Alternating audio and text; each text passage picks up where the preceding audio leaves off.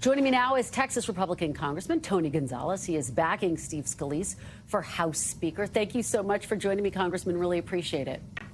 Yeah, thank you for having me on. So you heard Allie's reporting there. There's a lot of skepticism that this is actually going to be finished on Wednesday. What say you? Do you think you will have a new Speaker of the House next Wednesday? You know, it's still a little early to tell, but there's no doubt that Washington is turned upside down. You know, Senator Feinstein just passed away, so the Senate is without a senator. Senator Menendez is under indictment. A lot of folks are calling for him to resign. It doesn't get any better on the House side. We're without a speaker. I think the American public are demanding that we need to get our act together. We need to bring this country together, and Steve Scalise is exactly the unifier that we need in the Republican Party. He's proven it. As majority whip, he's time and time again delivered 218 votes to get us back on track. It's the reason why I've supported him and why I think our conference is looking for that uniter to let's not look in the past. We have to look forward because, like you mentioned, there's so many important things that we have to tackle. And of course, LaFonza Butler has been sworn in as Senator Feinstein's seat. Of course, there is an election coming up. But let me drill down on you a little bit with what you're saying, because I hear a lot of you talking about coming together. Former President Trump is signaling that he may visit Capitol Hill next week to try to bring people together. Do you think that would be unifying for the Republican conference? You know, President Trump is no doubt an influential person in the Republican Party. And there's no doubt that a lot of people track him and see what's going on and want to hear what he has to say. And, you know, I welcome his comments like many of us. But President Trump is no different than anyone else in the Republican Party. We're all concerned with the direction of where things are headed. And we want to get things under control. And there's too much at stake. The country has all these real issues like inflation, like the border crisis that I see firsthand in my district, not to mention the national security issues that we deal with around the country. So I think, yes, Republicans are concerned, but it's the country in general. So I think you're going to see a lot of different folks be more engaged than they normally would. Congressman, would you welcome a visit by former President Trump as you all work through this crisis? Why not? Yeah, why not? I mean, look, next week is going to be a circus. I'll give you a little bit of a look ahead. Of course, it's going to be the House. I always say this is a rough and rowdy place, and next week it's going to be rough and rowdy. But after that, after we get to our speaker, after House Republicans determine that hopefully Steve Scalise is our guy, is going to lead us in that direction, we all unite behind Steve Scalise, and we get this country back on track. Let me follow up with you on that, because Semaphore has some reporting that McCarthy staff members are actually making calls on behalf of Jim Jordan. We don't know yet if McCarthy has sanctioned that, but as you have said, you are backing Steve Scalise. Does that sit okay with you if they're making those calls? You know, in politics, everybody's angling for this, that, or the other. I look at it through the lens of this. My district is 2/3 of the Texas-Mexico border, and we are completely overwhelmed. We're done with the finger pointing, and we just want solutions. And it's the reason why I'm backing Steve Scalise, is because I think he can get meaningful border security measures over the finish line, not just passed in the House, but ultimately get signed into law. And I think that helps everybody, not just Republicans. I think you're going to see a lot of political jockeying, you know, here the next week. But all the members I've spoken with, we love Steve Scalise, and you know, he has proven time and time again that he can deliver. He's the right man for the job at the right time, and I'm excited to help him become the next Speaker of the House. I want to play something that your colleague Dusty Johnson said today and get your reaction on the other side. That we don't change the foundational problems within our conference. It's just going to be the same stupid clown car with a different driver. Do you agree with that? Are there foundational problems with your conference?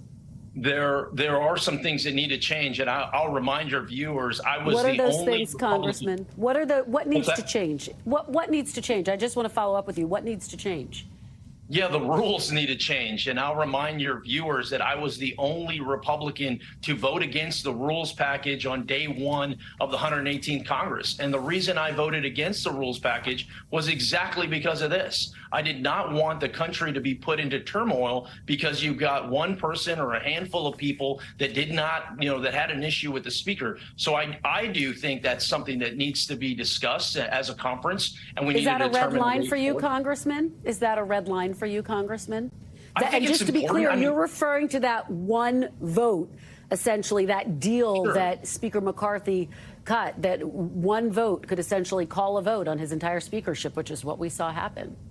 The vacate the chair should be in case of emergency break glass. It should not be I'm not happy with you this week, so we're going to call this, because it puts the whole country in jeopardy. I think it's a discussion that you're going to see the House Republican Conference have next week. I think you see a lot of members that are concerned with that. And to be frank, who the hell would take the job if they have one vote over their head the entire time? I think now is an opportunity for us to reset, but we can't look backwards. We have to look forwards, because so much is hanging on that, like securing the border and getting America back on track, working with the administration to deliver real, tangible solutions. I think there's an opportunity here, but first it first starts with us electing Steve Scalise as Speaker. Congressman, given that you are supporting Steve Scalise and given everything that you are saying, would you go so far as to say that Steve Scalise would not cut a deal that would include a one-vote motion to vacate? I won't speak for Steve. Steve is a very trusted member, and what he tells you, you can take it to the bank. That's why so many of us are supporting him, and I would not be surprised if he wins in the first ballot or second or whatever it may be. But there's so many people that are supportive of Steve Scalise, not because of what he's accomplished as the whip, getting time and time again to 218, but just because of the man that he is. He's a family man. You know what you're dealing with. He's genuine. I've been on the road with him several times, and he's always checking in with his family, Zooming, FaceTiming with his son. I think that's the level of new kind of energy that we need in the House. Congressman, if a vote came up to essentially oust Congressman Matt Gaetz from the House, something that is getting some discussion, would you vote yes? I don't support ousting. I disagree with Matt Gaetz on a lot of different things, but ousting him out of Congress, that's not fair to the people of Florida's 1st District there. So I would be against that. All right. And just finally, of course, we've been talking about throughout the show that the Biden administration is going to effectively construct a new portion of the southern border wall along the Texas border. Your reaction to that? Are you happy to see that? The president says that he's following through with pre-existing funding that existed. Many of us have called for that. I think that's a good step in the right direction. But like everything else, the proof is in the pudding. Is this just lip service or is this real? So I want to know the details. How much of a wall? Where at? What? Give me specifics. Don't just give me headlines. They've done this previously with the administration has done this previously when they said, hey, we're going to restart Remain in Mexico. But all they did was send a handful of people over. So right now, there's over 10,000 people coming over illegally. We need to have very sensible measures. Part of that is these repatriation flights. I'd like to see the administration do more of that. And I think there's an opportunity there that'll help all Americans from all over the country, not just Texas.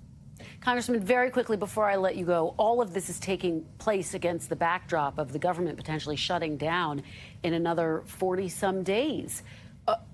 At this point in time, how concerned are you that we could be facing a shutdown?